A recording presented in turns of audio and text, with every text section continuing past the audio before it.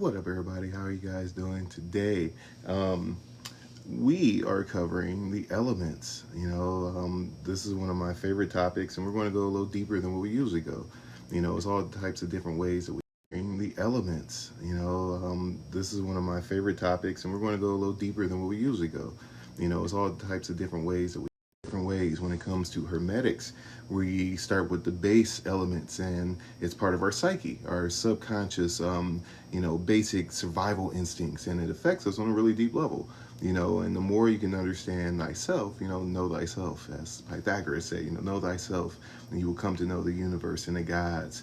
And when we're looking at the psychology of the elements in Hinduism and Shivism, they literally the different deities and gods and then things like that. But in a Western viewpoint, people look at it like somebody's worshiping these elements or deities or anything like that. No, they're different levels of consciousness for you to relate to. So you can tune into a specific universal concept, an idea, an aspect of God. So they're deified aspects of creation. Thank you, Joey. How you doing?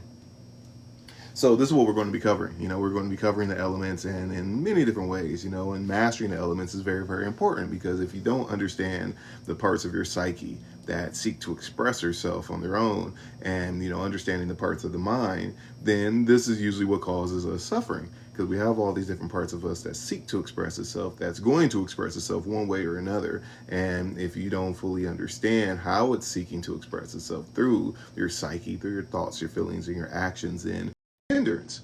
So understanding your own psychology, that's what spiritual growth is. We talk about the different paths and religions and everything else. Like yoga is literally the science of the mind. It's the science of your psyche and how to develop the mind, how to develop your spirit. Yoga literally means union. Through that development of your mind, you come into closer and closer union with God, the Most High. There's only one God, even in Hinduism, even in Buddhism, even in all these other, paths that have many deities and stuff like that. There's only one God, and it permeates any and all things throughout all time and space. But through all the universal systems, that use the psychology of the elements, these are different aspects of the whole.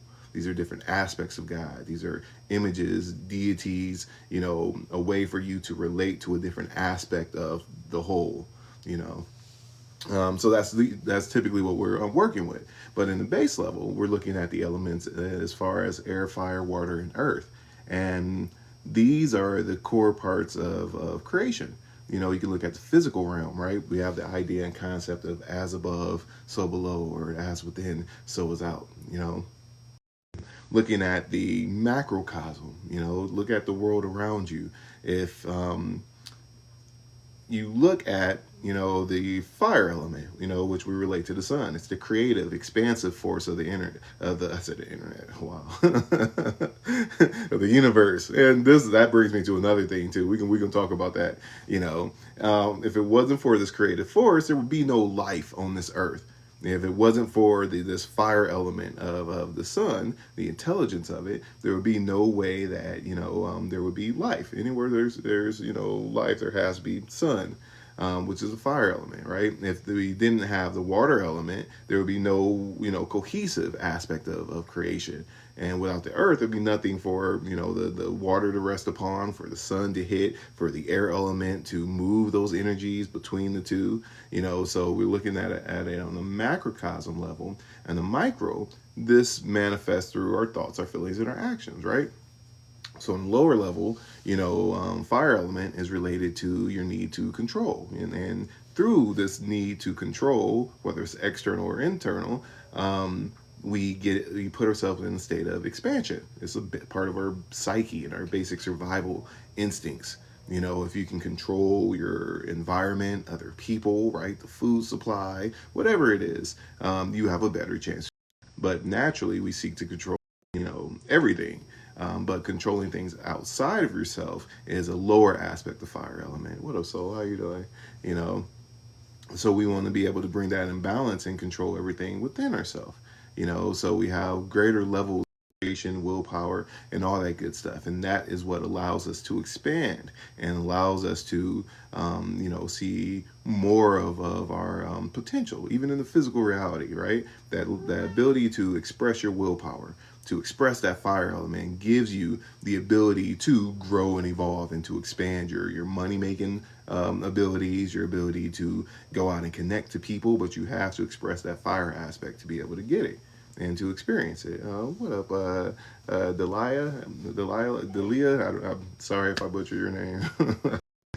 you know, so what do you think about this? I'm going to bust out the whiteboard in a second, and I'm going to go through each one of the elements, and we're going to go through all 36 of the elements, and board in a second, and I'm going to go through each one of the elements, and we're going to go through all 36 of the elements, and we're going to look at them through a hermetic viewpoint.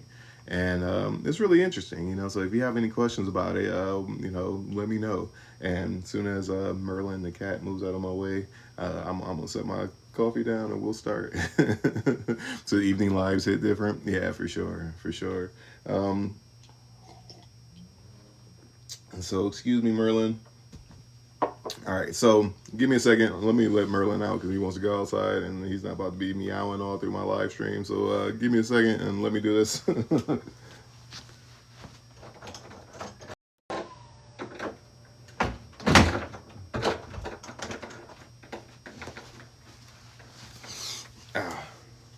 Alrighty, here we go. All right, so we're going to go through the psychology of the elements and how, remember that the elements, it's all part of your mind. It's all you. And this is why they say, macrocosm, microcosm, right? The essence of your spirit is, a vibrational match to God. Everything in the creation is reflected within you. And this is what we're looking at when we're looking at the elements. So I'm going to break down all 32 of them, or 36 of them in the yogic system. And there's this fight that happens in different traditions where they argue whether it's 25 elements or if it's 36. I like the 36 explanation because it just hits a little different. So I think I have to flip this around in order for you guys to see it correctly. Let's see here. And like I said, by all means, if anybody has any questions, feel free and ask as we go through this. And I'm going to relate this to, once again, not just the yogic system, but also through hermetics. So we're going to break it all the way down, and we're going to go through the different parts of your psyche and how to raise up above them, because this is what allows you to raise in a higher states of consciousness if you understand the different aspects of your consciousness. If you don't understand it, then it's kind of like, this part of me is there. Intuitively, you may know it, but you may not know how to interact with it, how to elevate it, and how to move beyond that level of consciousness. It's also related to the different realms.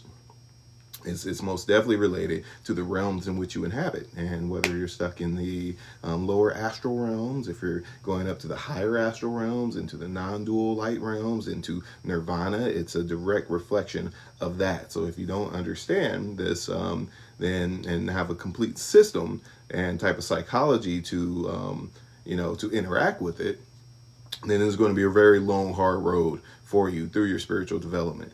All the universal systems that are successful understand the psychology. And I mean that, It says, what do you think about the concept that we've never seen an accurate version of our face? Like with mirrors. I mean, we don't experience reality from a live feed anyway. And before I even get in this, we'll talk about this. We'll talk about this real quick. So the way that our brain processes information is very efficient. It's very, very, very efficient. So we view reality based off of our astral relationship to it, our belief, our memory. It's very efficient.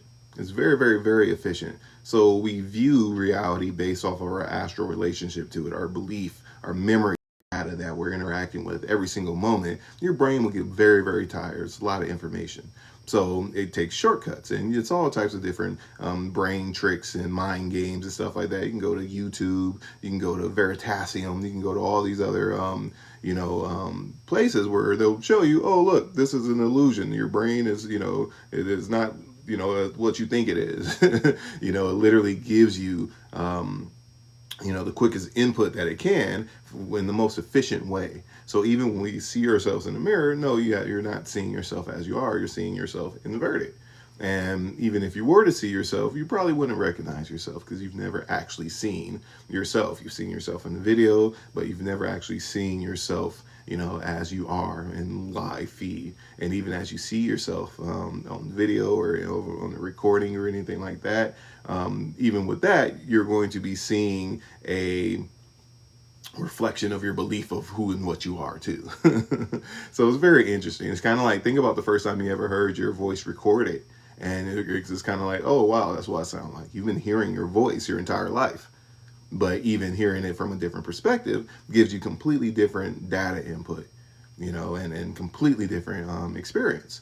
So even though you're seeing yourself on a video, that's still not you. That's a perception through video. That's not what other people are actually experiencing. And because we don't experience things in a live type of view, one of the things is you develop yourself and develop higher levels of concentration and stillness. Then you start moving towards more like the now moment and can have a more, reality reflective, type of experience, but until you get to that point, everything that you experience is a level of a delusion, because your brain's just saving energy by giving you the most efficient feedback that it can off of whatever it is you're experiencing. This is why it's very, very important to develop equanimity. We talked about this in the course today and yesterday. Developing equanimity is your ability to surpass your astral belief structures, your labeling system, so you can see things as they are. And this is on every single level of your consciousness, is to be able to see things as they are, not to be able to see things from your belief structure, your past relationships, right? Your memories of what it is. You want to be able to see things as they are, have a clean, energetic connection. If you engage things with a belief structure about what it already is, then you'll never experience it for what it truly is. You're going to experience it based off of your astral relationship to what it is. And this is how we interact with the world. It's through that relationship. So through this psychology and understanding the elements and being able to, let me know if you guys are still with me. I see it's like going in and out. Let me know if you're still with me. And thank you. So understanding the psychology allows you to, go into equanimity so you can interact with the world and your reality and see things as they are and not what you believe them to be. The majority of things that we stick to and have learned since we were, babies is not real. It's not true. There's whole books taught in academia, on television, on TikTok, by very learned people or whatever, and most of it is not true. And I mean that. We live in this infinite reality, and there's so many people that are so, tied into this idea of this is just what it is, and without a shadow of a doubt, this is a fact, and they hold on to that, and because they hold on to that truth, they'll never be able to see anything beyond that truth because they're stuck to a certain idea and premise that may not even be real. And I mean that. There's whole books on all types of things that, are filled with a bunch of lies. I seen there's a TikTok account on here. I don't remember what it's called, but it's this woman makes these really cool cartoons, and in one of them, she said the quote. It was like, "There's the debate between fiction and nonfiction," which is crazy because there's a lot of nonfiction books that are filled with nothing but falsehoods, and there's tons of fictional books that give you a whole world of truth in every single page, so using your discernment and going through the psychology of knowing the elements and mastering the elements allows you to see it outside of your belief structure about what it is or your past relationship or past experiences. It bypasses your astral filter so you can see it for what it is instead of what it's projecting to be or what you have projected it to be in the past. So understanding this will help you get there. And this is also tied to one of the elements that we're going to go through. So I'm going to go through this and we're going to cover this. I'm not sure if this is going to show up clearly, but we're going to find out. So we'll start with the beginning. So let me know if you guys can still hear me. Right, so we're going to start at the very top. So we're going to do is the 36 elements. And in Hinduism or yoga, it's called the tattvas, right? But it's the 36 elements. Can you guys see that all right? Do I need to make the light stronger? Okay. um, so at the very, very top of the list or whatever, we're going to say, we're going to do the symbol, right? Which I always start with the symbol, which is the circle, right? The circle. This is the akasha, right? So this is zero. Circle, zero. We're starting with the akasha, which is one of the base elements too. The reason why the akasha is going to show up at the top and at the very bottom is because everything in all of creation is vibrating in and out of the akasha. The akasha is formless substance. A lot of people will look at the akasha, right, and equals God, right? We could say infinite intelligence. I'm not writing the whole thing because why? Infinite intelligence, the universal mind, whatever concept and idea you want to place on all that is, you know, the intelligence that permeates all things or whatever. This is zero. This is zero. Okay. So we're going to relate this to the Kabbalistic numbering system too. So after zero, we have the dot, right? This is the symbol for the sun. This is creation. This is, you know, formless substance. In this solar system, we have the symbol for the sun, which is infinity, akasha, space, void, the intelligence of all that is. And then right here, the dot that's in the middle, this is light. So it's 0 and 1. Now this light, right? This is what we call Shiva, right? So we have Shiva. If you have studied any type of Hinduism or anything like that, or Shaivism, this is what we're working with. So Shiva. Shiva is the deification of light. Do I need to write bigger? Can you guys see that? Do I need to move my phone or anything? So Shiva is light. That's what Shiva is. It's the deification of light. This is how we experience reality. It's through light. This is also you. This is the essence of who you are. The akasha, the empty space under your awareness is the akasha. That's the essence of your spirit. And coming into form, we have Shiva, which is light, right? And then we have Shakti, right? Which is awareness of light, which is the awareness of light. That's what your Shakti is. Your Shakti is how aware are you of light. And, you know, when we're looking at that, there's different aspects of Shiva, Shakti, and all the good stuff, right? So from there, when we're looking at our Shakti, we have 5 different aspects of the Shakti, okay? So the Akasha, Sun, Shiva, Shakti. Yes, lots of S's.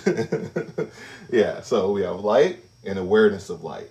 So like I said, we have the Akasha, which is infinite, right? So that's why it's a circle. It's an infinite space. It's a line that goes on forever. Then we have light, which is God coming into form. So we have Shiva, Shakti. There's 5 different aspects of your Shakti, right? I think this is going to be maybe not enough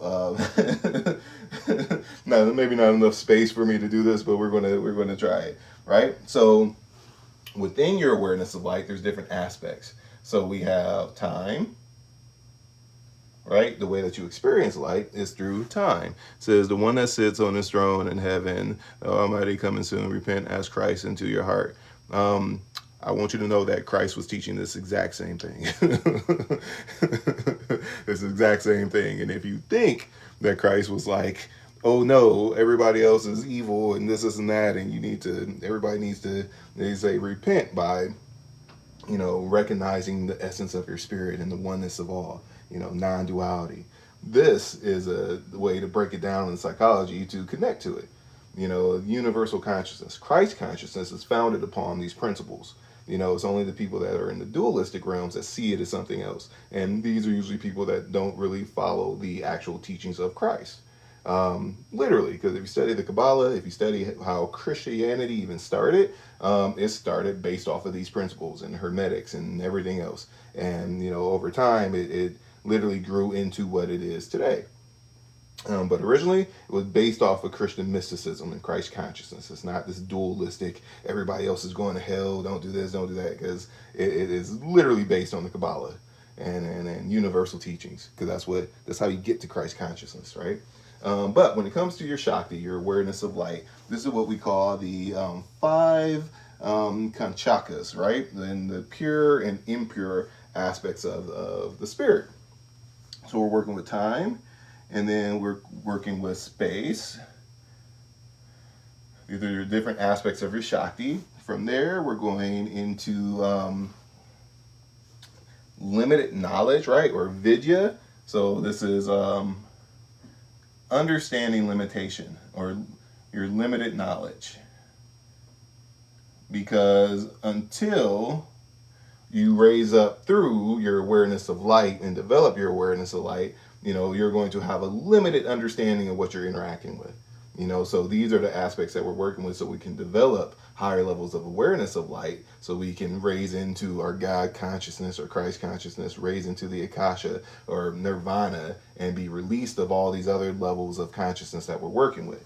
From there, we're also going into desire, right? And then the last one is the awareness of being limited, right? So this is power / awareness of your limitations. I can't even spell right now. Of limitations. Okay. All right. So when we're looking at our Shakti, looking at these comments, thank you for the follow, and feel free to ask any questions as we're going through this. Okay. So there's 36 different elements, and we're only at 1, 2, 3, 4, 5, 6, and 7. Right. So the main aspects, these are all different elements, right? So time, space, limited knowledge, desire, and power / awareness of limited knowledge, right? Awareness of your limitations. And as you develop your relationship with time, with space, your ability to see your limited knowledge and work with it, you develop a type of desire. That desire leads to knowing of power and wanting to develop power, and awareness of your limited power, so you can develop a closer relationship with light. It's kind of like being a teenager, and when we're going through this process of alchemy, you're literally like a baby, right? And you're learning the language of the universe. You're learning how to speak the language of the universe. You're learning the universal laws. And even though you might be a whole grown ass adult, you still wearing your diapers, right? So we have to, know that we know nothing at all, right? All these concepts, ideas, sciences, and facts and stuff like that are put out into the world, a lot of it's not true, right? So if you stay stuck to a specific idea, and you think you know everything, you'll never be able to learn. Nobody can teach somebody that knows it all. The universe can't teach somebody that thinks they know it all, right? And this is where it goes to limited knowledge and being aware of your limited knowledge. That's what gives you power. The awareness of limited knowledge is what gives you power. But even when you begin to desire a specific type of power and cultivate power, that feeds into the illusion and brings the awareness of your Shiva, or the awareness of light, down to a different level. So in order to grow and evolve spiritually, the goal is to develop your relationship with time, develop your relationship with space, understand, through your limited knowledge. Everything that you know right now is a limited aspect of knowledge. Understand your desire, right? And the awareness of your limitations. And this is what gives you higher levels of Shakti and dictates your relationship with light. We all have different relationships with light, so you want to cultivate it and develop it to a very, very high degree, so you can go and develop the highest relationship with light and enter into the Akasha and understand these aspects of your mind, of your spirit. And that's what we're working with. As always, any questions, I'm going to continue, right? So once again, we have Akasha, which is 0, Shiva, which is 1, Shakti, which is 2. This is actually considered like 6, 7, 8, 9, and 10, and then 3, we are looking at your what is it, sadhana, which is the self, right? We have the actual self, right? We have the self, and I'll relate that to kind of like the astral identity, right? Your astral ego, when we're going into that level. From there, we're going into objectivity.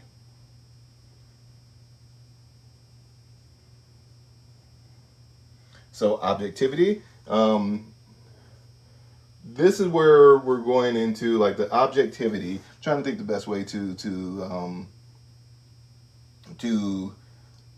look at this. So these two are kind of tied together. So self and objectivity is a balance of this. In order for you to see the whole, right? It says I'm starting over from scratch, questioning everything, abandoning old programming. That's good. That's really, really good. That's where you want to be, right? So in order to develop equanimity, or you have to bring these two into equilibrium, the self and objectivity, right? If you understand what objectivity is, and then the self, which is the astral delusion that we've built upon ourselves, the identity that we've built and how we view the world, if you can balance that out, this is what leads you to that objective truth, right? Because it's a part of us, you know, our spirit, our intuition gives us deep insight into this objectivity, but the self is blind to it. You know, the astral ego, the self, is really, really blind to it. But the moment you begin to balance these two, right? And this goes through the intellect. This is what we can also relate this to. All right, this right here is the intellect. And then intuition. So these are parts of your spirit. So objectivity is like the ego. No, so self is the ego. Objectivity is the God self or the higher self. This is the as some people will say, the oversoul, or you know, your higher self, the God self, your guardian angel. That's the objectivity. This is the part of you that is in resonance with the universal laws, with God consciousness. This is why when you're in situations that don't serve you, this objectivity aspect of you is always telling you, you don't need to be here. You need to, you know, go do what it does. This is not right. You shouldn't be in this relationship. These people are crazy. They're not good for you. And you're either going to listen to it, right? Or are you going to go with the intellect and the self, and you're not going to listen to it. And, you know, not saying that one is particularly better than the other. There's a balance of both. And this is why in Hermetics I always, you know, share, like, you have to develop the intuitive intellect.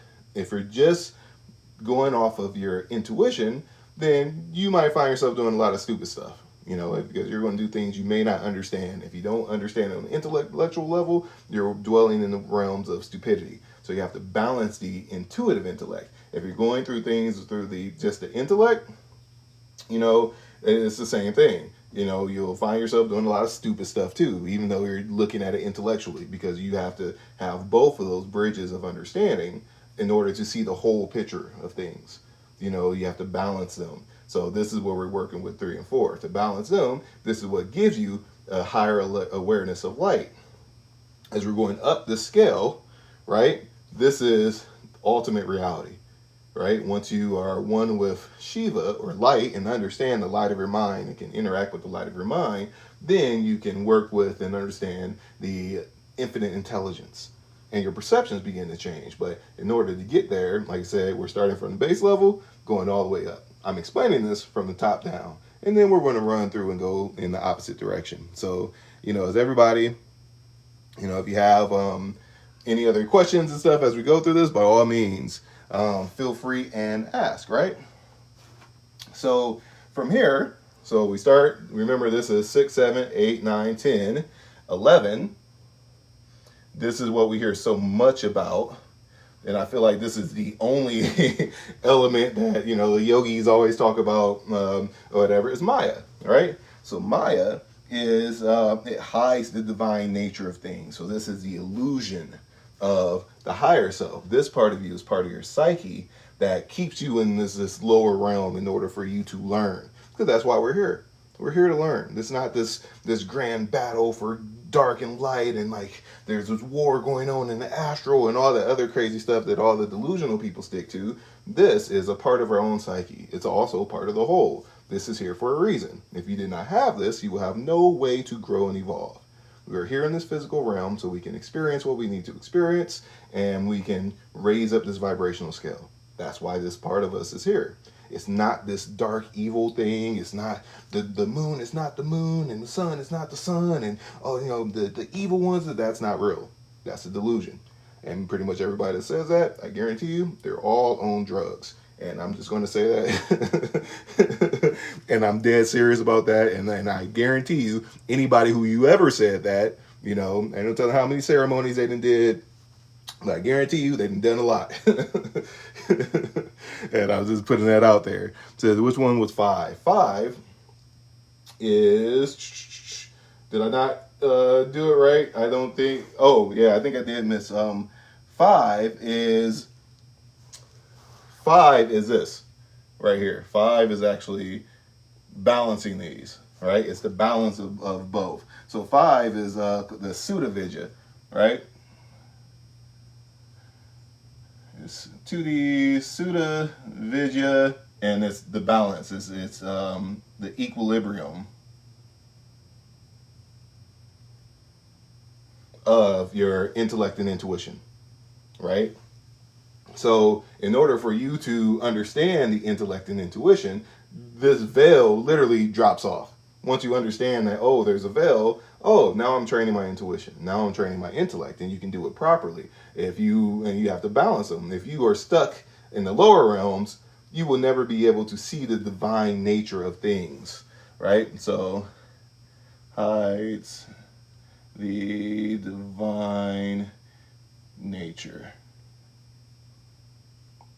You have to reach a certain level of maturity to see the higher realms, to interact with the higher realms. If you are bound to lower delusions and you haven't cleaned up your lifestyle and you're still interacting in the delusional realms, there's no way that you can operate effectively up here. You're still in those lower levels.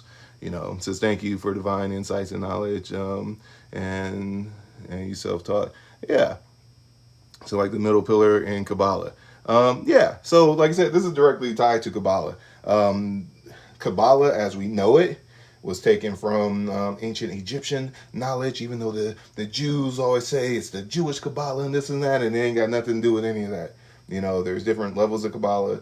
The majority of people that, teach Kabbalah and stuff like that, there's levels to it. We have the academics and the people who are purely intellectual. There's no way you can fully embrace and understand the totality of the Kabbalah without balancing these two. You will still be stuck in this Maya. You can study the tree of life and all the Kabbalistic books and everything else, but if you're not practicing, correctly, if you're not developing yourself, if you have not developed the spiritual maturity, there's no way that you will fully understand all of it. And I promise you that there's people who have written books, got movies on Gaia, on all types of other stuff, and still don't get it. Give lectures all around the world. They have a really great intellectual understanding of it, but because they only have the intellectual understanding of it, this intuitive spirit aspect of it is void of it. And the majority of this higher knowledge, you have to experience it firsthand through the spirit to get it. It's not a product of the intellect. It's a product of the spirit. Now, the intellect is the bridge to make sense of what you're experiencing intuitively, what you're experiencing in spirit. So this is why we learn it, and this is why academics is needed and necessary, because they keep the books. And if they understand on an intellectual level, the intuitive people will come in, okay, cool, I can make sense of that. And usually, because they're paying attention to this higher intellect aspect, they'll put together the pieces and it puts them on the right track. So balancing, this is the number 5. Right? This is right above Maya. And the number 5, this 3 and 4, is what gives you awareness of time, space, limited knowledge, desire, and power, and the awareness of your limitations.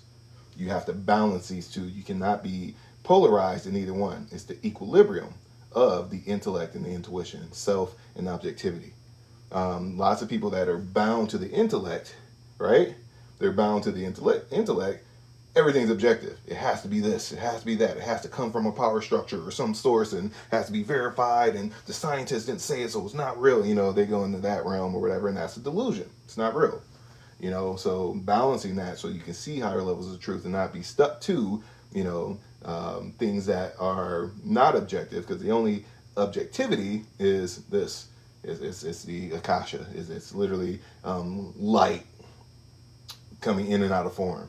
That's the only objective truth. The moment you go anywhere beyond the infinite all, even into light, you have two different levels of consciousness, and that's two different perspectives. There's no objectivity between those two poles. You have one level of consciousness, which is God, infinite intelligence. So that's the only level of objectivity. But Maya is what hides that. Right? You have to understand that there's a part of your psyche that hides the true nature of reality. And this is for a reason. Not everybody is ready to see, the different levels of consciousness that make things function, right? What up, Tyran? How are you doing? Oh no, I think the light went off. Let me see if I can get it back on real quick. And like I said, if y'all got any questions about this is why I'm here. We're going to be covering a lot of different things in relation to this. And I can go really, really deep. So a big part of what I teach in Hermetics is, okay, how do we develop practical methods so we can overcome this and see these parts of our psyche, because it's a product of the spirit. You have to be able to see it firsthand. Nobody can tell you that. This is a bridge in order for you to understand it. This is the intellectual bridge. But through your intuition, right, if you open yourself up to it and welcome it, all this stuff will start to bridge together. Your intuition, your spirit, the Shakti, right, the awareness of your light through time, space, understanding limited knowledge, the desire to do it, right, and seeking and understanding your power, the limitations of your power, is what will allow you to see that higher level of the light of your mind intuitively. Balancing that is what allows you to do that. And this is why, in order to get past Maya, which hides the divine nature, right, balance your intuitive intellect, and you develop your relationship with time, with space, know that you have limited knowledge, right, the desire to push you there, and the power or the awareness of your limitations is what gives you higher levels of awareness of this light. So if you're interested, if you like to develop yourself and develop your psychic abilities and come into higher levels of resonance with this, I teach a whole course in this. And like I said, you can check out the link in the bio. If you use the promo code MOON, I think you get like 50% off. You get year-long access to, we got whole video libraries of practice. We're doing our energy work, how to, reprogram your DNA, how to tune into your astral body, transform the vital energy in the astral, get to know your astral body, reprogram your astral body, raise up into your mental body, your spirit, refine your spirit. And this is how you raise up this vibrational scale in the realm of Hermetics. And this is what I teach step by step. So if you're interested, check out the link in the bio. You get year-long access to it. There's video libraries. We have hundreds of videos. I do twice weekly group Zoom meetings and practices, and it's very well worth it, and it's beautiful. You get it for year-long access. So if you have any questions, check out the link in the bio. Use the promo code MOON, and it'll say 50% off. You get instant access to everything. So just putting that out there. So we're going to keep going. So we have below Maya, we have 12, which is Purusha, or this is what we will say is the astral body. So they kind of relate it to, in the Hindu system, is your astral, your soul / spirit, but this is primarily your astral body. In the course that I teach, right, the first part of the course is mastering the elements. So the astral body, this is your astral chi, this is your soul, right?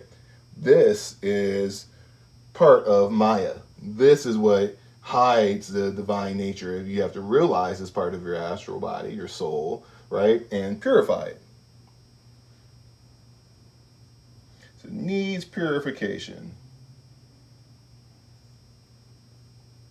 Because your astral body, right, your soul, this contains your labeling system, your emotional attachments, the way that you view the world, right?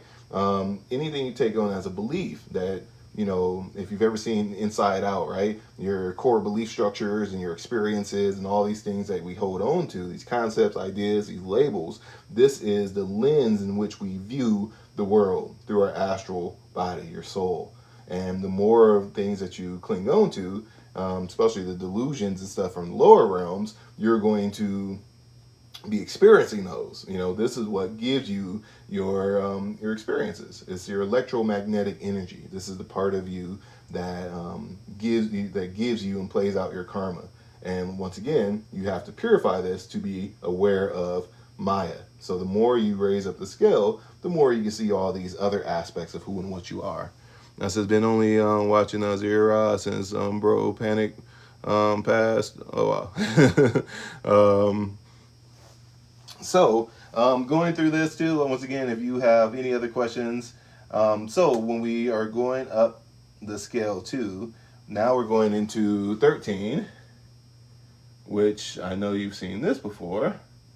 So we're going through booty, buddy, booty, budai, or wisdom. And there's a lot of misunderstanding about what wisdom is, right? So wisdom is direct experience into understanding how to use the knowledge and intellect. So it's the intuitive aspect put into functional knowledge through experience. You can only gain this through experience. This is what gives you more awareness of your astral body through developing yourself. And through developing wisdom, you're able to see through Maya, you know, or with the hidden aspects of the divine nature. 14 is the ego. 15 is the mind, right? So it's this relationship here between the ego mind, right? And once again, this is like a lower aspect of the self and objectivity. Through here, once you get to here, you're using it in a more pure aspect. Once we get below here, up here we have pure elements, and then we have impure.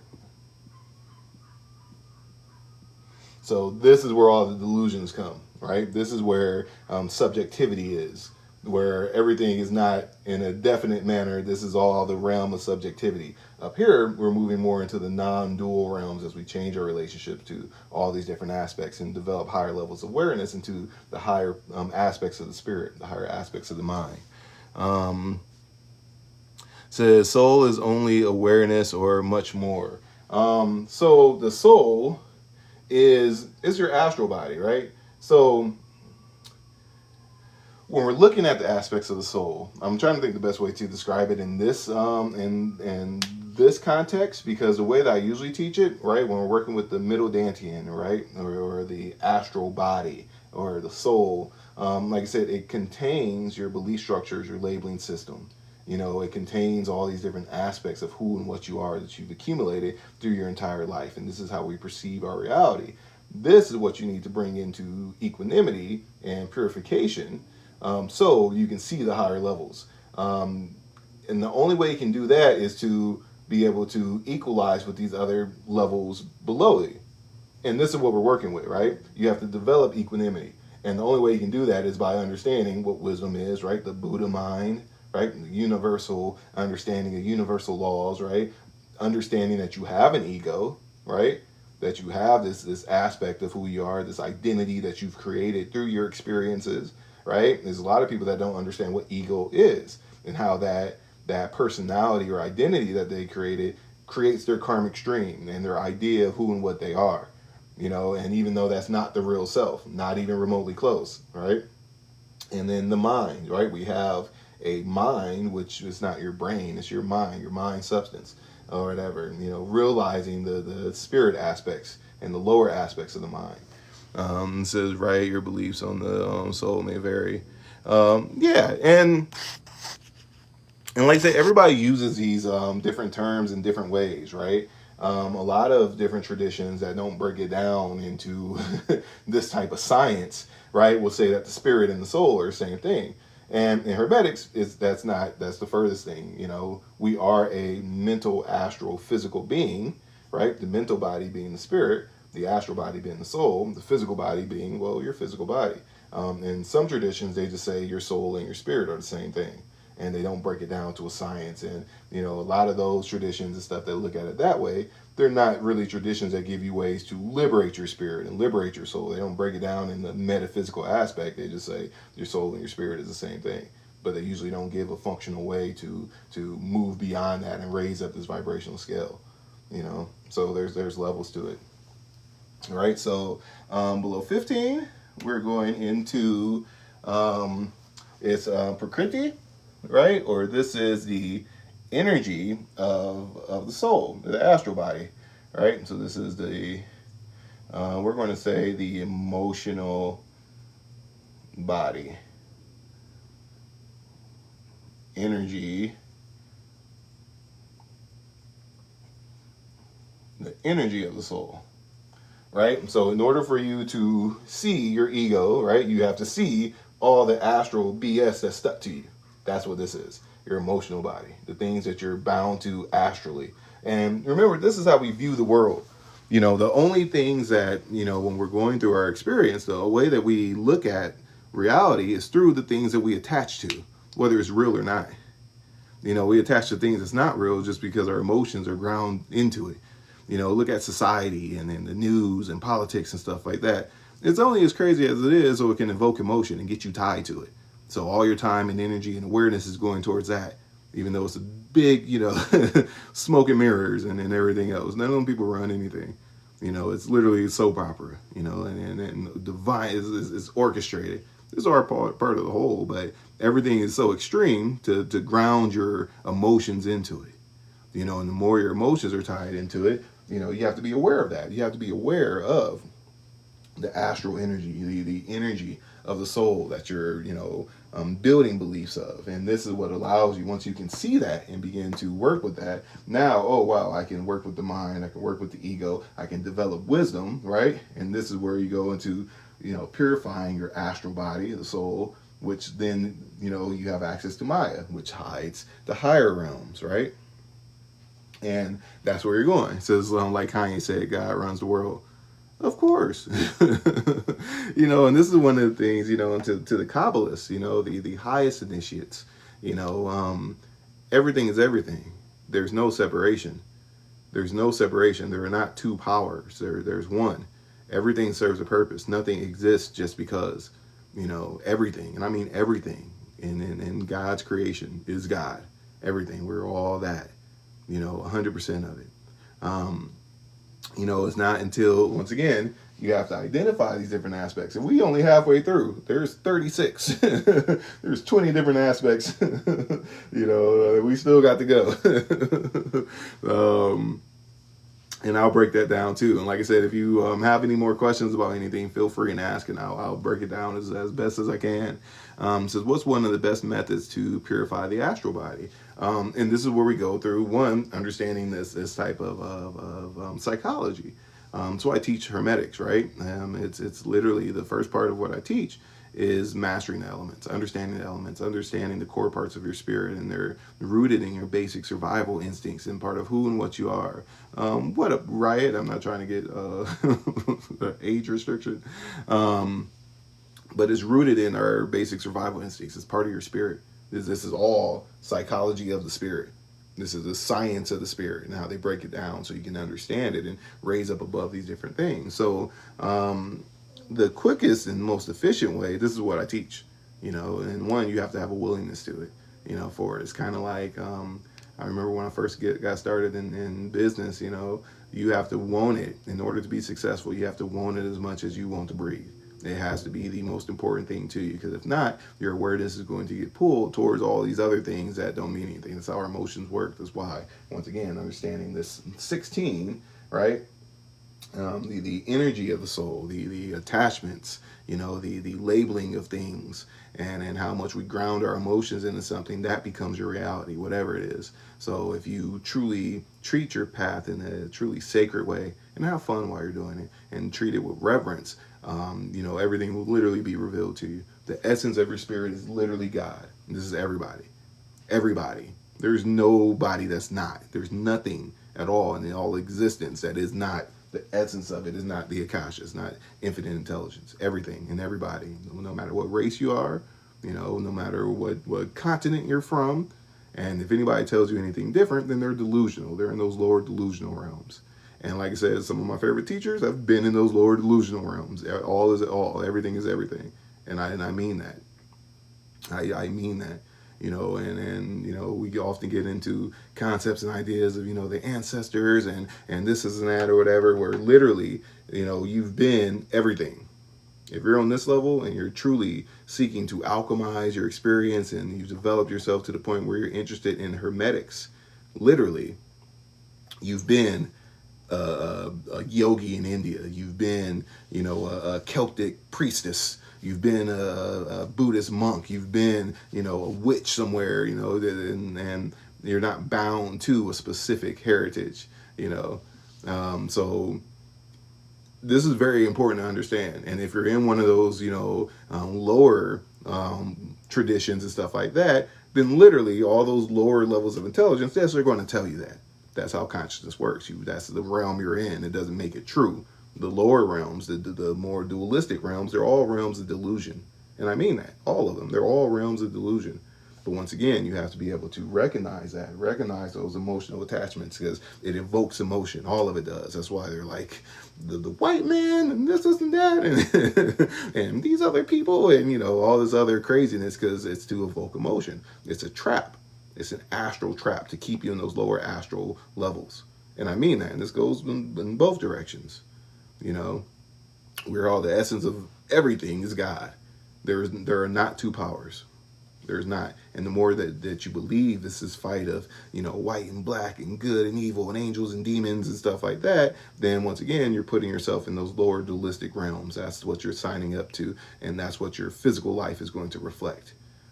So it's very important that, you got to look at that, And like I said, some of my favorite teachers have been in those levels. And he said Bobby Hemmett. Yeah, but you can see, like I said, when Bobby Hemmett got to, the end of him teaching, he literally was raising up that vibrational scale. You can't do nothing but do that.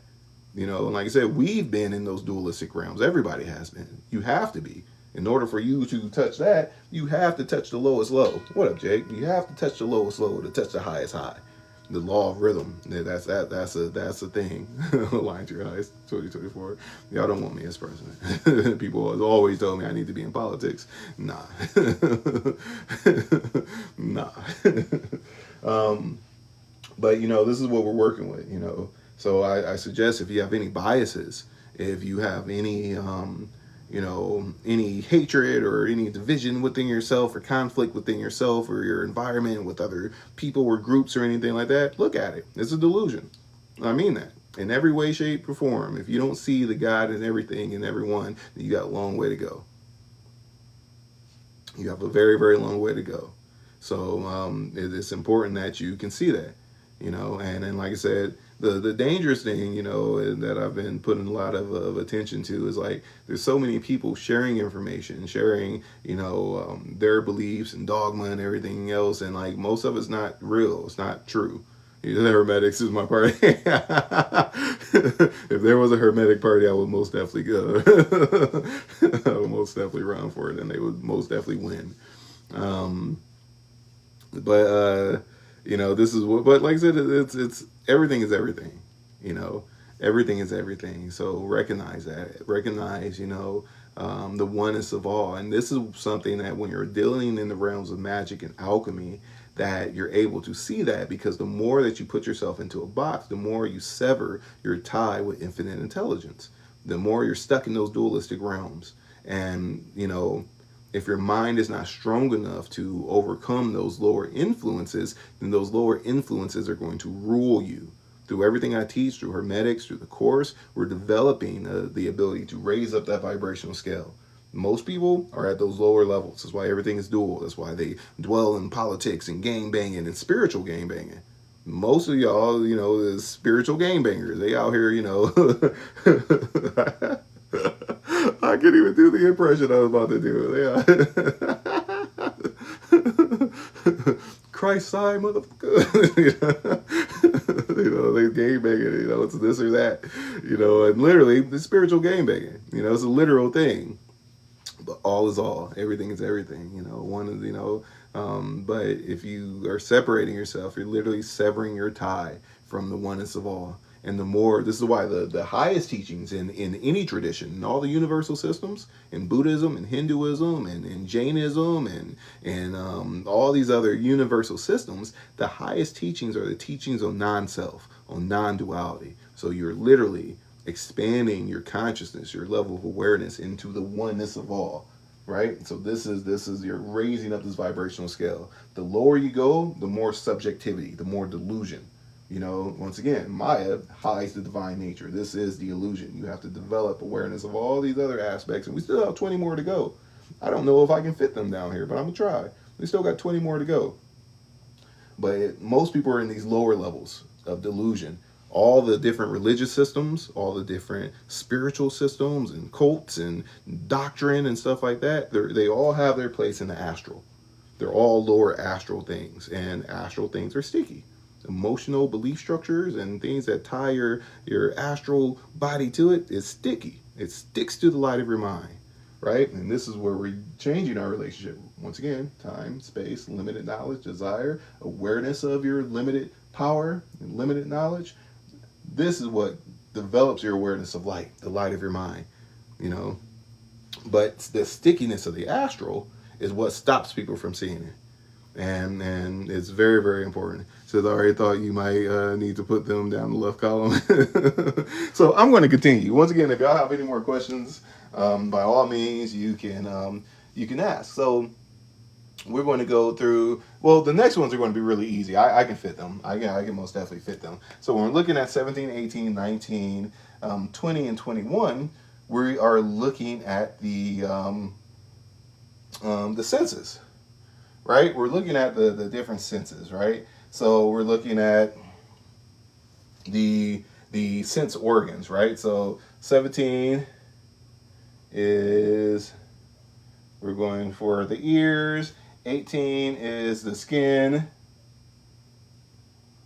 This is why when we're doing meditations, right? In most meditation schools, you have to become aware of your physical body, right? What are the physical organs of the ear, the physical organ of the skin. This is how we sense and interact with the physical realm. If you don't understand that relationship and develop that relationship, so you can develop deeper levels of awareness, right? Of your hearing, right? Your psychic sense of hearing, your sense of feeling, right? This is clairaudience, right? Your clairsentience, right? This is what we're working with. And then we're going to 19 is the eye. 20 will be the tongue.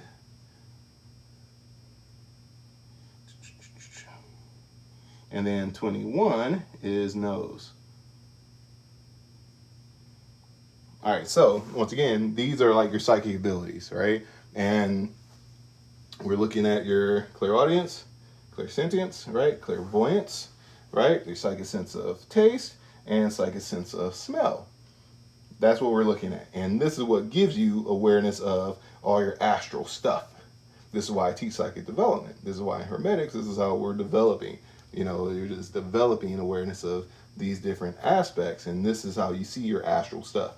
You have to be able to interact with the formless aspects of creation to understand the formless aspects. You cannot intellectualize it. Because somebody were just to write ear, skin, eye, tongue, and nose, and that was it. You're just going to be like, I don't understand it. I don't get what this dude is saying. What the heck is he talking about? But once you develop that higher level of awareness, this is your gateway into touching these higher aspects. You cannot understand truly what these higher aspects mean unless you experience it firsthand. Some things in life you can only learn from experience. And waking up the spirit senses is how you do that. Train your psychic abilities. It says, my hearing gate has been amplified since our last Kabbalah meditation. Yeah, for sure. Mine too. Mine too. He says, what are you reading from? I'm reading from my notes. So from here, we're going into, these are the sense organs, and then we're going down to the physical organs, right? So then 22 is mouth. This is how we interact, right? So mouth, 23 is hands. 24, we're looking at leg. 25, we are looking at the, I want to say perineum, but I'm just going to say anus because that's how they describe it. But it's the perineum, and then the 26 is the sensual organ. So we're going to leave it at that, right? So genitals, right? So this is how we interact with the physical world. This is how we sense the physical world, right? You have to control these on the spiritual level to have higher access of controlling these on a spiritual level. And it's really interesting. It's really, really interesting, right? So we had a whole conversation today about the mouth, right? So understanding the word, right? And how you break down your light and interact with the rest of the world, right? It's through your mouth, the word. Everything, knowing that you're made in God's image, right? This is all you. 100% of this is you, right? From the Akasha, the essence of your spirit, light, the Akasha coming in form, Shakti, the awareness of that light, your relationship to time, space, knowledge, desire, power, the self and objectivity, the part of you that's Maya, that hides your divine nature, your astral body, your wisdom, ego, mind, awareness of the astral body. This is how you interact with all of that through the sense organs, through the sense gates, through your physical body. But you have to develop each one. In the lower levels, when you're just learning, remember, we're like babies. We're like babies. We're learning how to speak the cosmic language. We're learning how to speak and to understand the cosmic language, because it's not just through, speaking. It's through all of this. But this is how we originally interact, right? Through our mouth, hands, legs, your butt, and your genitals. And you have to develop that relationship, right? Through the mouth, understand the words. Even me speaking, I'm taking the light of my mind, transmuting it into literal vibrations and letting it ripple through the ether so you can take on that light and decode it through your awareness, depending on your own objectivity and your intuition and intellect, right? Maya may give you a different perception of what it is. There's no two people listening to this that are getting the same information. I promise you that. This is one of the things that makes us unique. And wherever you're at in your development, always seek to see things from a higher perspective, because there's always different perspectives, there's different levels of truth. And as you develop these different levels, remember, your Shakti is the awareness of light. This is not an objective thing. Everybody has different levels of awareness of light and how they relate to it. So all things that you experience is going to be subjective. All things. Your truth is your truth. It's nobody else's. So we're searching and developing higher levels of truth. Spiritual growth is to see higher levels of truth until you, get to realize the ultimate truth, the only objective truth, which is the essence of your spirit, or what the Buddhists call nirvana, or what the Taoists call the Tao. The oneness with all, the essence of your spirit, which is infinite intelligence. And until you have that experience and can ground yourself in that experience at will, then you're not there yet. And if you believe you know everything and that this is just it, then you have a lot of training, all this other stuff to get there, Samadhi. Samadhi is a type of focus, right? And samadhi will help you get there or whatever, but it's not, this is the problem. People take different, says I'm a baby. Yeah, we all are. We're all, we're all on a journey.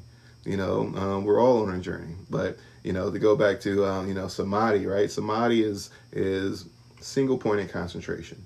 In order for you to develop awareness, that's why the symbol of the sun is right here. It's the Akasha and light. It's the Akasha and light. It's formless, infinite intelligence, and light coming into form. That's the sun. The sun is this whole symbol, right? Now, this is also, how do you get there? It's through mixing samadhi and vipassana. It's two different types of focus. And one of the problems with, the Western mind and different practices that, people take from the East and bring it here is they'll call it something. And their understanding of it may be kind of limited. So they'll be like, We're going to do, a Vipassana retreat, and this is and that, or this type of Vipassana, and this type of Samadhi, and this like that. And, even though they're doing something in the realm of that, that's not the actual definition of what it is. It says, love these serious channels. I see what you did there. Yeah, for sure. You know what's up.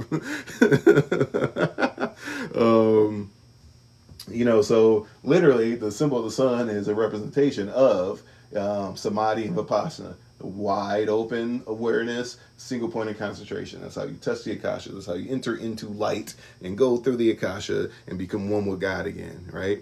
So this is what we're developing, and you can only do that through raising up this vibrational scale. So we still got 10 more elements left, right? So what we interact with before we touch all these, right? The physical organs and the sense organs is, the information that leads us to that level of awareness, right? And this is a full circle. Like all of this is a complete full circle. So from here we have 27, 28, 29, 30, and 31. So 27 is sound. And I'm sorry, my writing is getting like kind of bad down here. And then we have touch. 28 is touch. 29 is form. 30 is taste. And 31 is smell. This is how we interact with the world, right? This is that's bothering me. That U looks like a O. So it's really bothering me. All right, there we go. So that's how we interact with the physical world and how we view our reality. It's through that. These aspects of creation, they go through our mouth, hands, legs, anus, genitals, right? Or ear, skin, eyes, tongue, nose. This is how we interact with the world, right? And our astral body, our emotional body, is what relays that information. All this needs to be purified. This is what we have control over, energetically up there. And then down here, this is where we're going into the elements as we know it. So let me see if I can move this sound bowl real quick. I don't know if you guys can see it very well. So I'm going to move the sound bowl. Oh, you guys should be able to see it. I don't need to move it all the way. All right, and then of course we have the gross elements, which everybody should know the gross elements. So we have 32, which is the Akasha. Like I said, this is the loop. This is a full circle. Everything is encompassed within the Akasha. All of this is within the Akasha, 100% of it, right? And then we have 35, which we're going into, 33. We're going to say air. 34 is going to be earth. 35, fire, and 36 is earth. There we go. So these are the 36 elements. These are all the different parts of your psyche and how we view and interact with the world, this entire thing, right? And once again, we start with the base elements, the gross elements. This is what makes the physical realm. This is what makes the spiritual realm, right? So it's all the way down here. This is the macro and the micro, right? It says no water. Oh, did I say something? Yeah, I put earth twice. This was supposed to be water. My bad. Thank you for pointing that out. So there you go. So these are the 36 elements. These are the impure elements. Once you get beyond this part, the Maya, the illusion, and develop this is where you get into the pure aspects up here, the pure elements. So Let me see. He says you're too grounded. Yeah, for sure. Why is air before water? They're the last couple ones aren't just in order. I just put them on there. So, but it's literally is earth, water, air, fire, akasha. That's how it should be. So we are spirit experiencing the sensation of agency through the body. Yeah, and so earth twice and miss water. Yeah, thank you. I didn't mean to like my own life, but yeah. So the bottom ones aren't really in order, but literally it goes earth, water, air, fire, akasha, and then going up. Earth being, the physical, condensation. So what was the actual order for touch, smell, taste, etc. These are all in order. Everything else is in order. So I guess I will change this around, right? So since you guys are going to, crucify me for it. So we have earth, water, air, and then fire.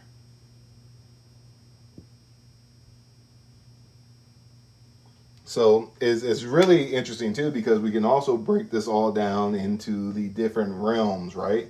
So we have, once again, the physical realm, everything is composed of these. And this is why in Hermetics we say we can look at our relationship to the elements in every aspect of life, right? You have the physical earth, the physical water rests upon the earth. The air is what allows the energy between the fire and the earth, the fire and the water, to allow life on earth to exist. And it all comes from the Akasha, space, void. That's what the Akasha is emptiness. Infinite intelligence, and this encompasses all of this. That's why Akasha is down here and also up there. This is zero. Akasha is we can say it is the alpha and omega, right? So that's where that comes from.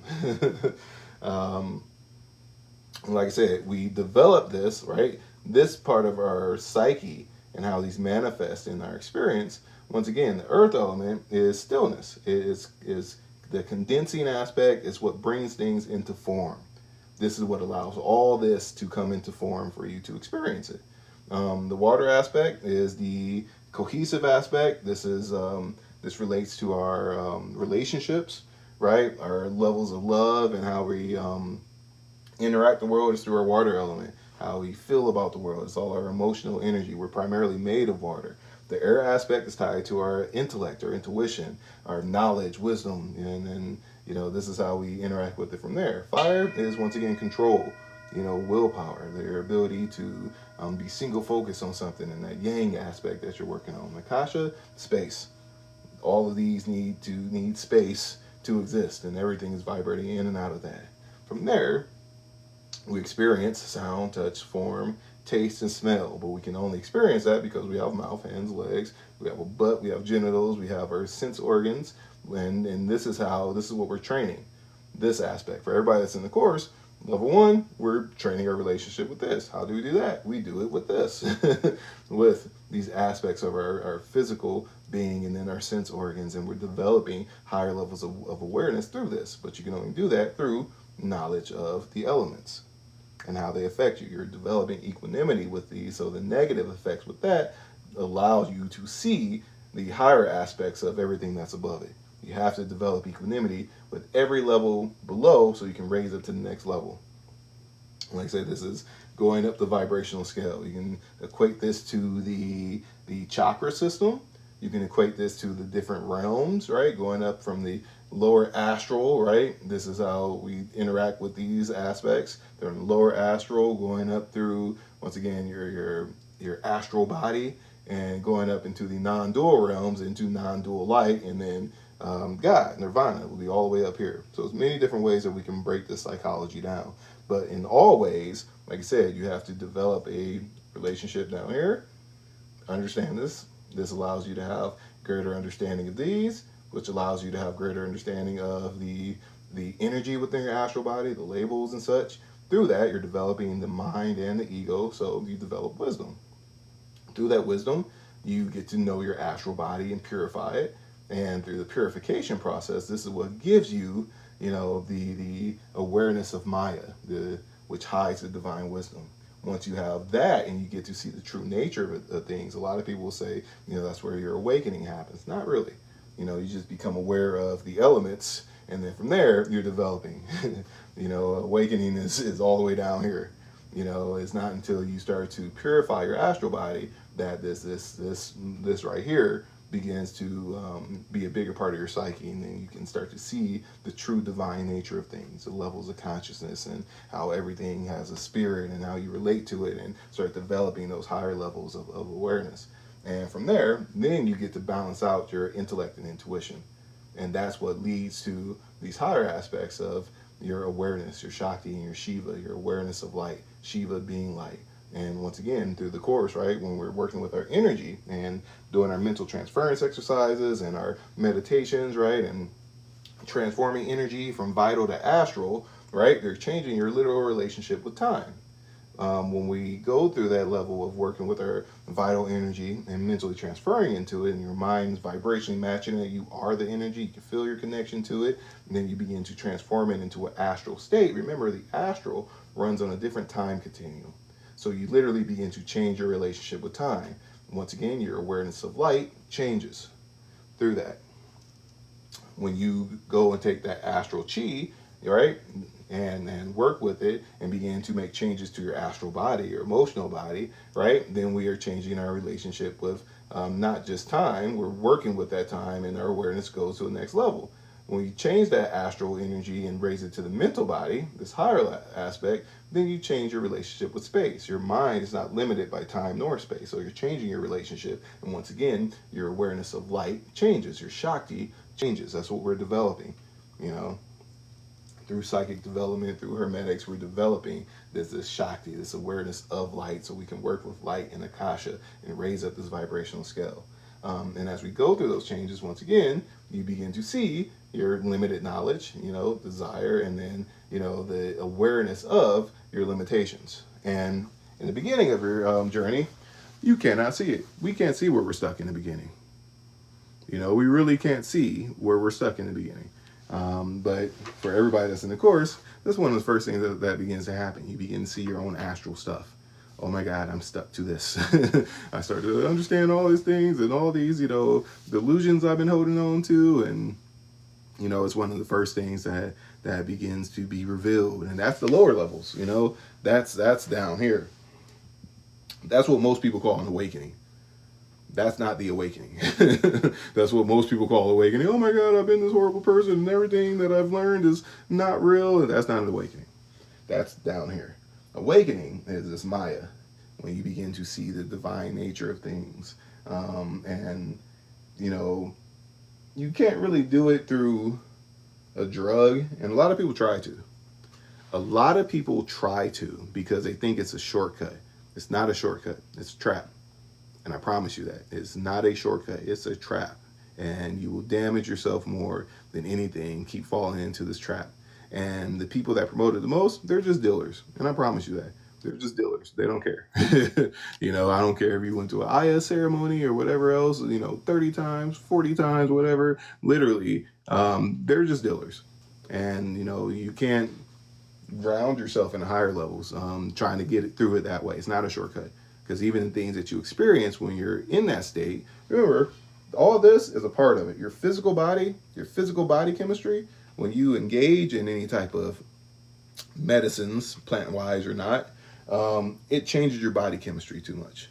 It jacks up your body chemistry. When you're mastering yourself, mastering your energy, mastering your mind, it's dependent upon your body chemistry. If you damage your body chemistry and change it to such a degree, you're going to get rid of the part of your psyche and your astral body that protects you. It's going to put holes in your aura. And even when you're on those trips and having your spiritual experiences and stuff, you're literally experiencing your subconscious mind.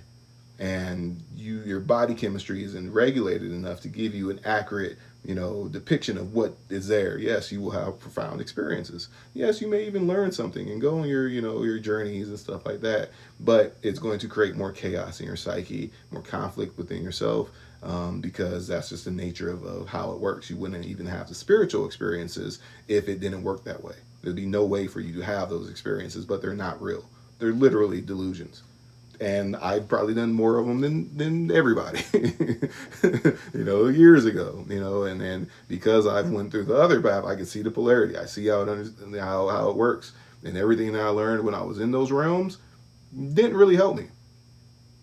And I mean that. You may think it will and it'll make sense to you because, that's what those realms do. They're realms of delusion, and all the different beings and consciousness that tell you, yeah, do this, feel this way, act this way, this is good for you, because they're sticky. It keeps you in those realms. It's going to feel like that. But I promise you, you cannot get there being in those realms. It's not possible. You're too subject to the law of rhythm.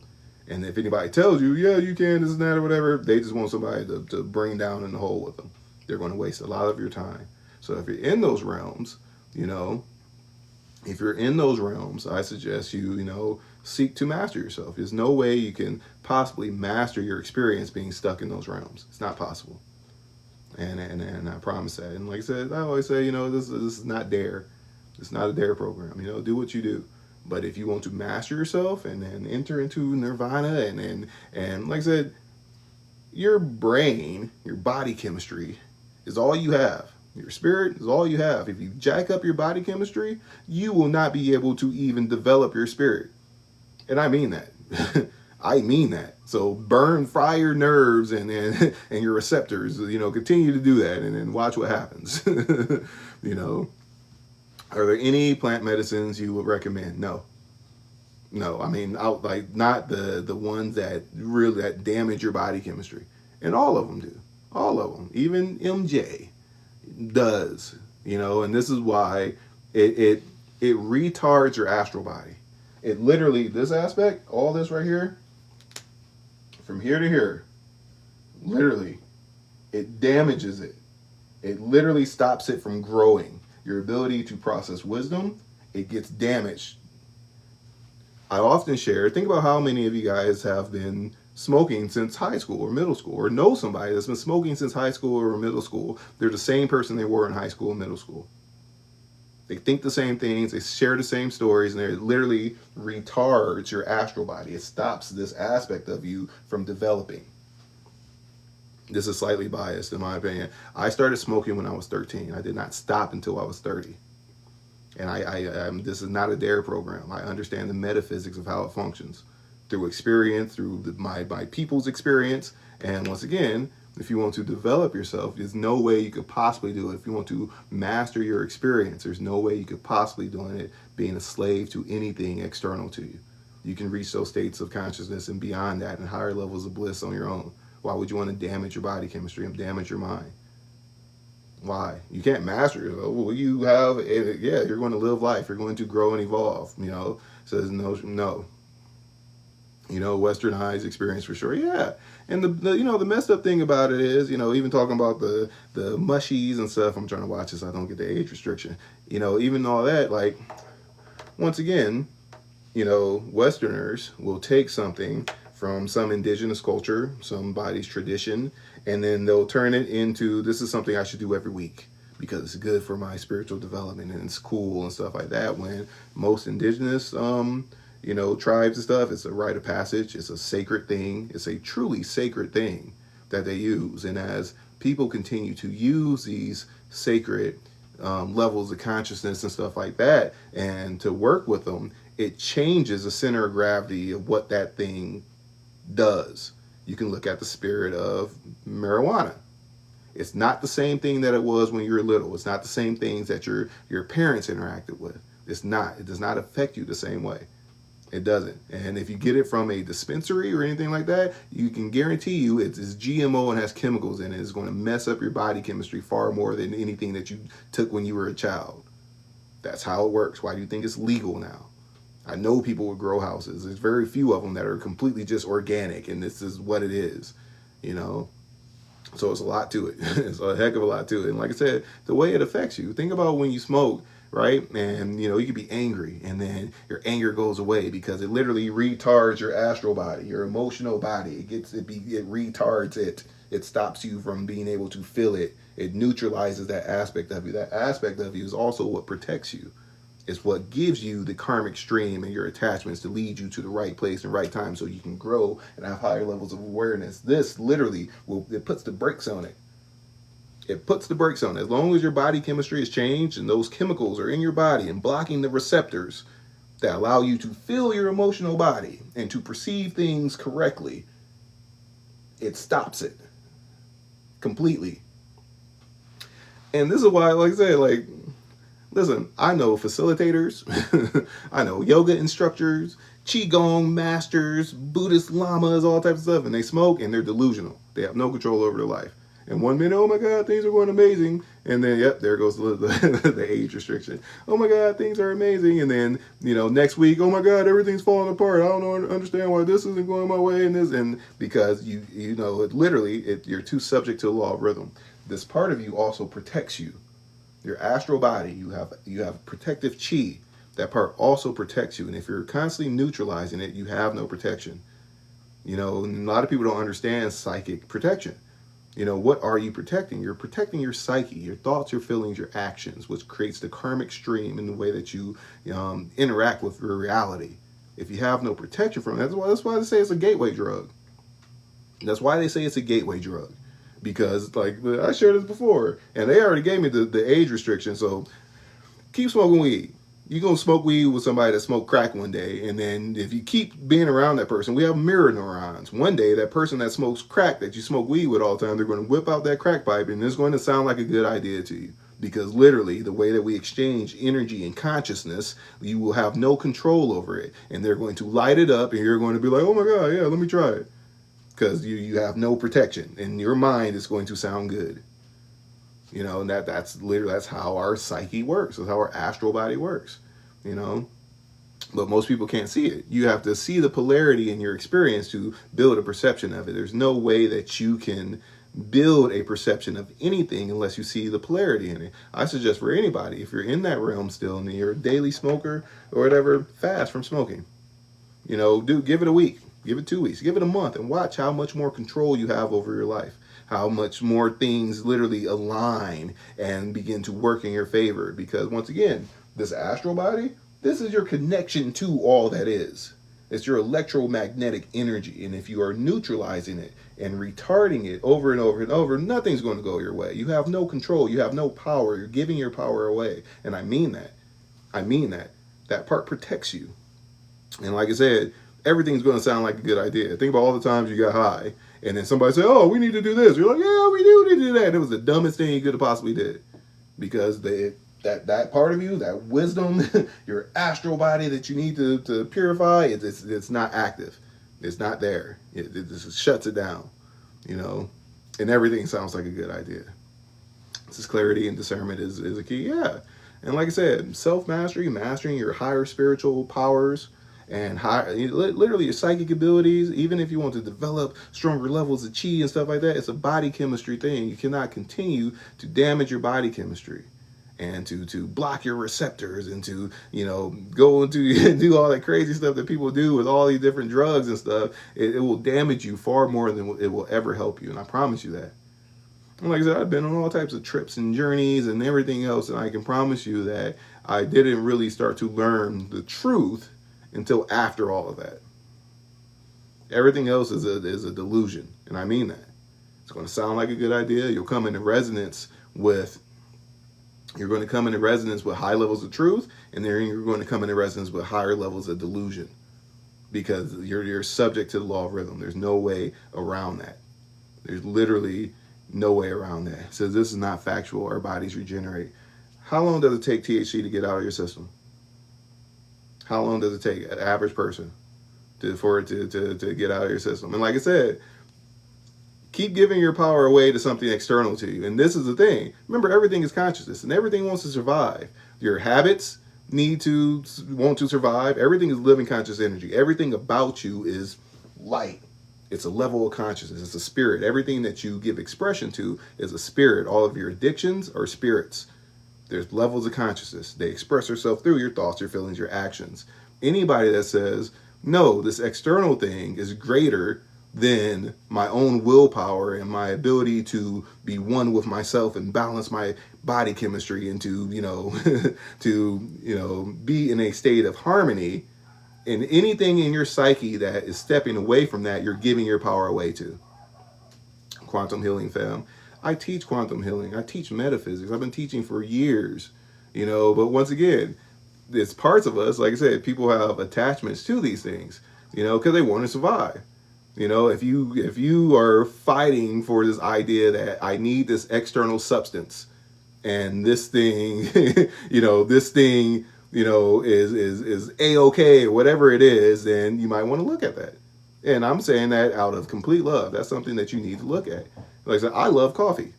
I love, love, love coffee. I will throw coffee out the window and never touch it. You know, so anyone can teach, but unless you admit you're still a student. And like I said, whatever psyche you want to go, whatever psychology you want to go through, that's on you. But once again, I really, really suggest that you give it some time and fast from smoking, and watch how much easier your life becomes, and how much more control you have over your experience, and all the beautiful things that begin to happen.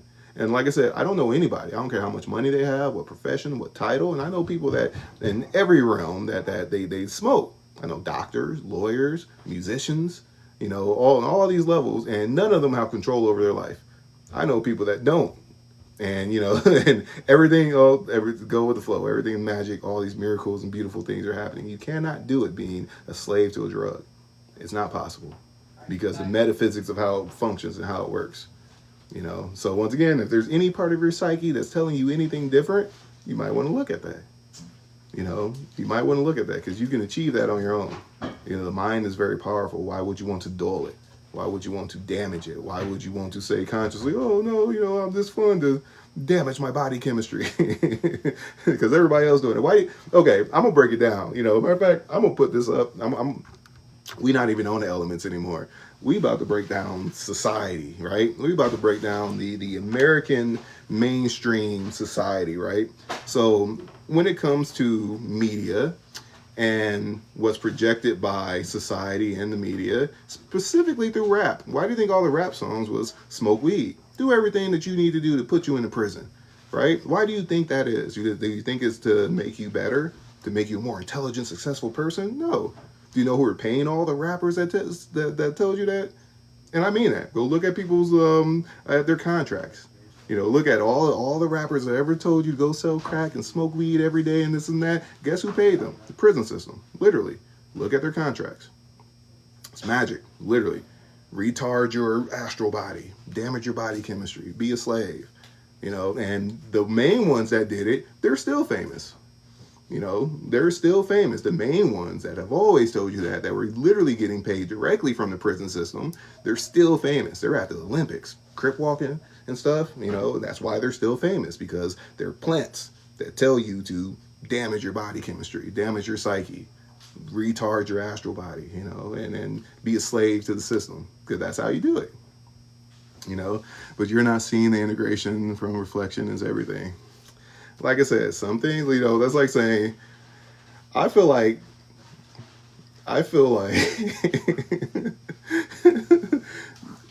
do you know how many people that's out there too that also smoke crack? I feel like if I said something about that, you would try to justify that too. That's a reflection of God, and because the crack is the way to go. I don't get it, bro. So you're channeling Shiva though. Listen. I can go up and down the vibrational scale. Like say, I didn't did it all, bro. Like I didn't been on in the trenches. I'm from the hood. I'm from like the ghetto. I'm not this, from the hood. I've been in the streets. Done it all. And where I'm at now, I'm able to go up and down the scale. I'm not polarized. I'm not biased. I'm just saying, if you want to master your experience, you can't do it being a slave to a drug. If you think anything other than that, then you're delusional. And I usually don't speak to people directly like this, but if you think anything other than that, then you're delusional. Even cigarettes, like you said, I smoke cigarettes. I smoked cigarettes for 13 years. Once again, the spirit of that addiction, it's a literal thing. It's a literal spirit. It's a level of consciousness. It's going to tell you, smoke me. It feels good to smoke. It's going to surpass your own conscious desire to be healthy. Anything that you do that puts you in a state of dis-ease or discomfort, or that damages your system, is something external and not good for you. There's nothing within the natural aspect of who and what we are that will say it's okay to damage your mind, your astral body, your physical body. But people choose to give those things expression because it hijacks your body chemistry. You don't have protection against it, but you have to allow it in. People that smoke, we thought, okay, cool, smoking is nasty. Then you start smoking, and then it becomes an addiction, and the body chemistry is hijacked from that, and you begin to have urges, and then you'll give that expression, even though it's killing you. Same thing that happens with drugs and stuff. But it says your essence is valued. However, the idea of principle from a singular view daunts me. It's not from a singular view. Listen, I can say, like I said, people have different belief structures and different goals. If it is your path to smoke weed all day, every day, do you? That's you. If you want to master your experience and have control over your karma, you cannot do that. Those two things are not synonymous. It's not synonymous. That doesn't mean that, oh, you're a horrible person, because nobody's saying that. This ain't there. But like I said, if you want to master your experience, if you want to see this top half of that, you cannot do that, because just the nature of what the plant medicines and stuff do, this part, it blocks all of this. It literally puts a big X on all of this, on all of it. DMT, shrooms, LSD, all of it, it puts a big ass X right there and stops you from raising up to those higher levels of awareness. Will you have spiritual experiences? Yeah. Will you feel good? Right. Will you go through lessons? Yeah. Everything's a lesson. Will you be able to see the lessons? Yeah. Will you be able to apply it? To an extent. Will you be subject to law of rhythm? Yes. So you're giving Einstein. Anyway, I'll let you continue.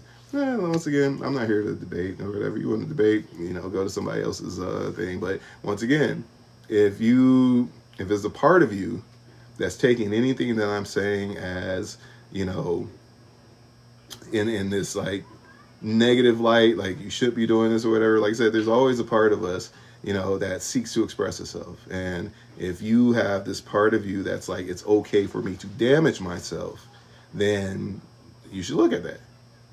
You should look at that. And that's for everybody. And this is for, for everybody, myself included. One of my precepts is like, I choose to see myself for who I am. All my negatives, my shadows, and everything else. I'm not perfect. Nobody's perfect. But once again, a good indicator of the things that we need to develop. If it's any aspect of yourself that's seeking to damage you in any way, then it's something that's unnatural and that's not part of the higher self. And a lot of times we give those things precedence over our own psyche and our intuition and our spirit. And to liberate yourself of that, that's what allows you to see the higher realms and have a higher quality experience. And I really suggest that anybody gives that a try. If you're in that realm and you smoke weed every day, if you're, in this shroom cycle and doing all the, all that stuff or whatever, like, seek to go beyond that, because you don't need anything external to you to have those experiences. And believe me, I know, because I've been there. So this is, like I said, this ain't on the outside looking in. Like, I've been there. But you will not be able to master your experience. You will not be able to touch those higher realms being down there. You can't. It's not possible. And like I said, there's people that will tell you it's okay. It's people that will tell you, oh yeah, it's okay, and they're going to waste your time. And then you're going to finally do it years later and be like, oh my God, this is what they meant. This is why, and then like I said, it's night and day, night and day. And like I said, this is coming from somebody, like I said, like, I got buddies that synthesize DMT, got mushroom labs and everything else. Like, I guarantee you, I've probably done more DMT and LSD and shrooms than probably everybody in here combined. But it wasn't until all that stopped that I was able to see the truth and to be able to develop myself and not be subject to the law of rhythm. And thank God I didn't damage myself to the point of no return. And a lot of people do that. Some people will touch a drug one time and boom, their whole spiritual development is canceled for the rest of this lifetime. They end up being schizophrenic and a hole in their aura, and lots of weird stuff happens. So, like I said, I'm not here to debate like in any way, shape, or form, but I just want to inspire people. If you're in those realms, to let it go. You don't need to go to an ayahuasca ceremony and do all the, like, unless you're like dramatically depressed and you're in this really, really dark space and there's no other way, yeah, go do the Aya ceremony. You know, go do some tabs or something or some shrooms. Unless you're in that spot, you don't need it. I mean that. Unless you're in that spot, you don't need it. It will do more damage than it will help. And I promise you that. You know. So I just wanted to share that. You know, if anybody has any thoughts or anything in relation to that, feel free and share. So you're a master teacher, Jason, please post this on YouTube. I'll post it. I'll most definitely post this on YouTube. Even then, you can just book a quantum healing. Ain't that what he said, right? You know, matter of fact, if you still in here, book a quantum healing. You know, if you want to, the thing about that, you got to be willing to let go of that. Because if you get one from me, I guarantee you not nothing in your psyche is going to be like, yeah, let me go and continue to smoke. But like I said, there's people that defend that, you know, that defend their addictions, and that's the least liberating thing you could possibly do. You know, that's the least limiting thing that you can possibly do is to be a victim of your addictions. You're a slave to your addictions. When one of those levels of consciousness tell you to feed it, right? They'll give you the urge to act upon something, and you're addicted to it. You know, you're a slave to that.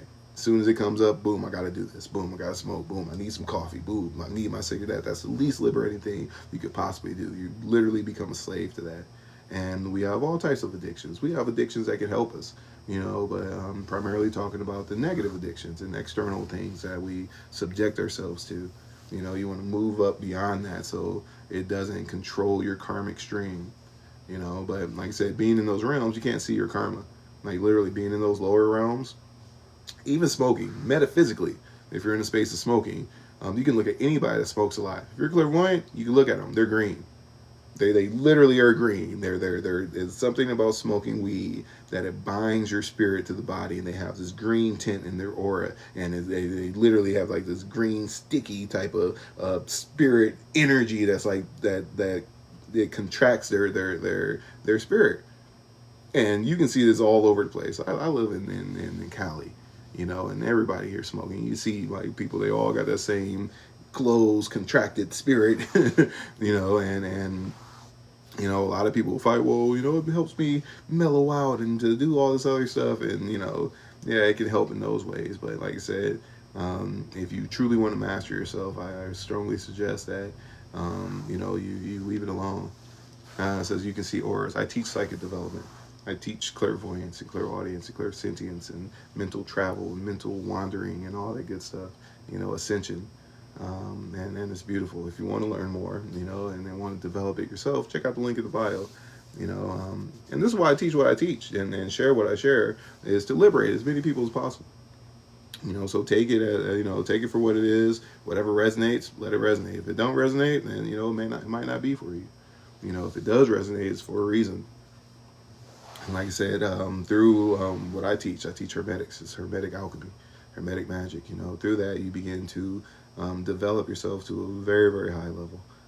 So you can become aware of, you know, these other elements and parts of your spirit, parts of your psyche. But once again, you have to make it beyond that.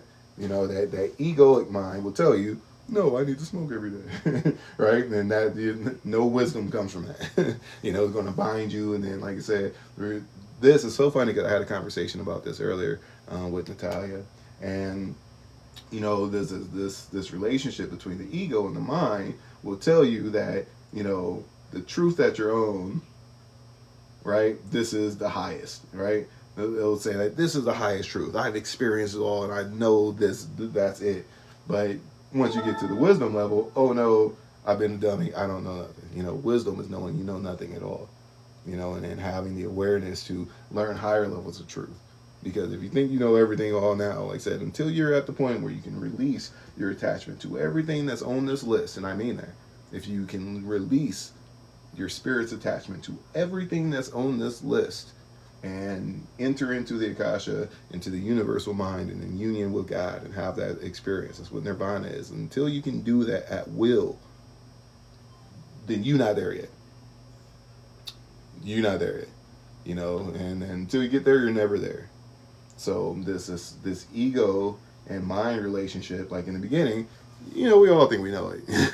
You know, it's like the teenagers that, you know, they think they know it all. You know, oh, I know more than everybody because, you know, whatever, when they don't know nothing at all. You know, to a degree. But like I said, that's what we're growing and achieving through everything I teach. You literally we're raising at the vibrational scale, and it's beautiful. So if you're interested, check out the link in the bio. If you use the promo code Moon, you'll save like 50% off.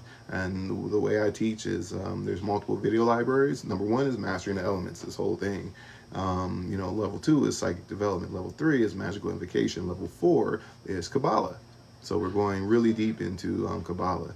The benefits that you get out of this is, you're training your mind, you're training your spirit. So mental strength, psychic protection, you're training your psychic abilities, a lot of really, really beautiful, profound experiences begin to happen. You're learning alchemy and magic, to the highest degree. And Kabbalah is the language of creation.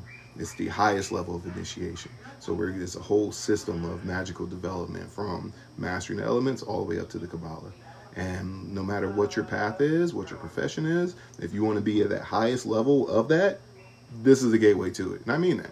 You can look at all the hermeticists throughout time and space. They've all been, high-level hermeticists and yogis and mystics. And then they do it through their path of service. And that's what allows them to have those higher levels of understanding and insight because, you're coming into union with creation. This is literally a map of the universe.